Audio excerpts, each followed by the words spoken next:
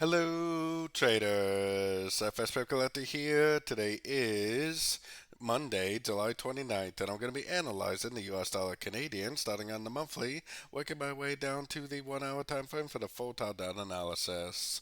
So, on the US dollar CAD, I'm definitely still looking at this as a wave A, and yeah, it is coming back up to the previous highs, but that's okay. I mean, I still think at some point, probably even starting this week, maybe, we're going to make a big push down for a wave B before it actually does go back up and make the bigger wave C.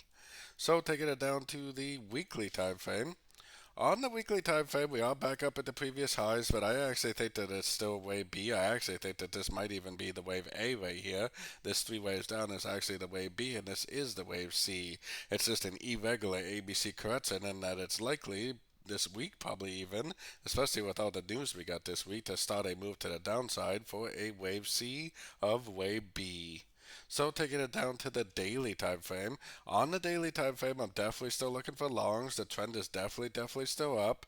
There's no reason as of yet to say that the trend is over until I actually see this picture right here. I'm only looking for longs on shorter time frames. If it does not form this picture, then guess what? I'll just keep on looking for longs, and if it just keeps on trending up, no big deal to me because I'm just going one step at a time, and I'm definitely looking for longs on shorter time frames.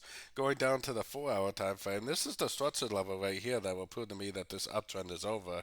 If price goes out and breaks and holds below that structure really strong, then I'll stop looking for longs and start looking for shorts. If not, then I am 100% doing nothing on the shorter time frames by going long at the end of every pullback I see. So taking it down to the 1 hour time frame until I actually get a break and hold below this structure down here, which really I think this is the more important structure. So until I get a break and hold below that structure, I am definitely only looking for longs. I'm only looking to go long at the end of pullback, so I definitely wouldn't go long now. These are the type of entries that I would have been looking for over the past couple weeks. So if it does go down, I'm not going to go short, but instead I'll wait patiently for more long opportunities at the end of every pullback I see, at least until the 4 hour daily time frame give me a break of structure to the downside, which I definitely have not done so yet. So don't forget to join my free Discord group, which is linked over here in the corner. And as always, thank you and happy trading.